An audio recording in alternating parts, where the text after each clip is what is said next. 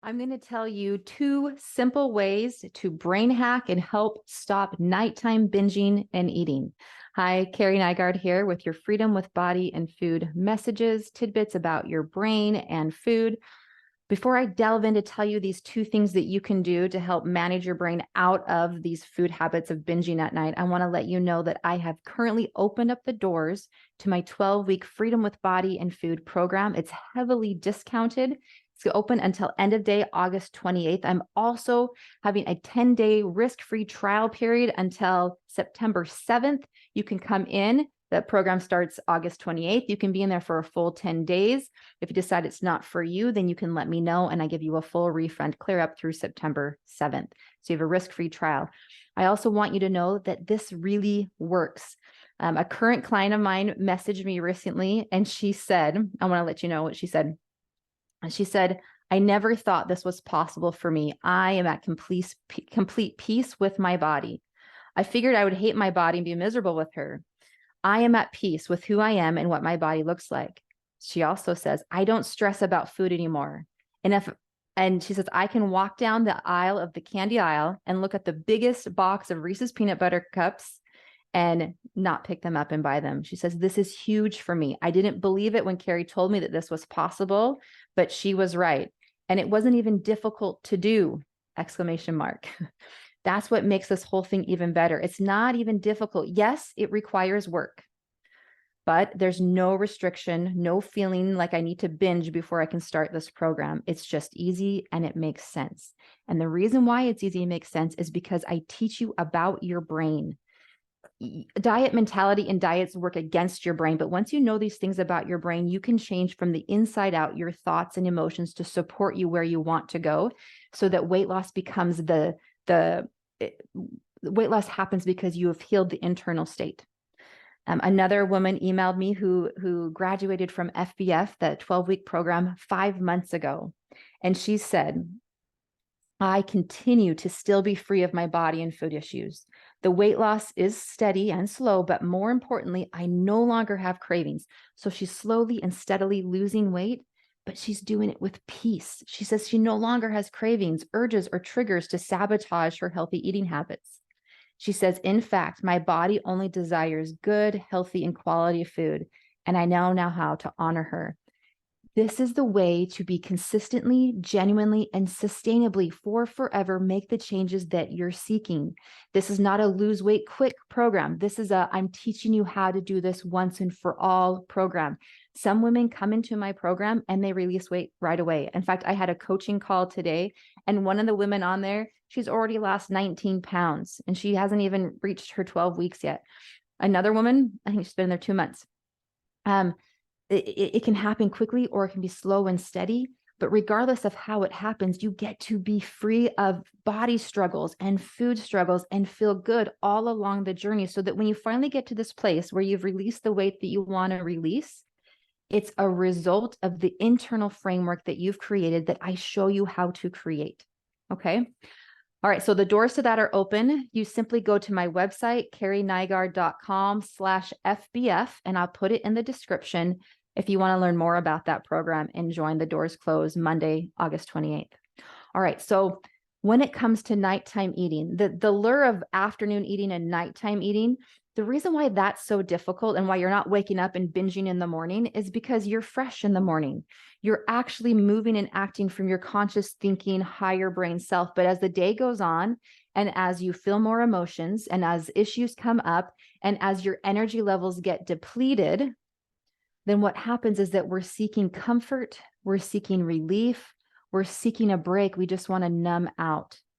And food is really great for this because when we eat the food, it releases feel-good hormones like dopamine in our brain. It gives us pleasure. And when we feel pleasure, then that gives a really nice distraction from feeling uncomfortable and tired. It gives us relief. I want you to know that it is a need. It is essential for you as a human being to feel rested and relief and comfort. There is nothing wrong with you if you are nighttime binging or eating or afternoon binging or eating. It is a symptom that you are human. but it's also showing us that you have some unmet needs. And I call them needs because they deserve to be filled. They are not wants, they are needs. So an example of this would be my friend who called me and she says, I stayed up late eating popcorn and I was feeling resentful towards my husband before this or that or the other. And I was feeling upset with this child and I was feeling bad about myself because of the way I responded. And she would stay up late and eat. Then the next day she'd be tired and she'd be munching all day long because she's tired, and the emotions would mount up, and she'd be feeling the emotions even stronger because she was tired. Everybody has a hard time dealing with emotions and feeling emotions when they're tired. And then she'd be seeking relief. And what would happen is she would do the same thing.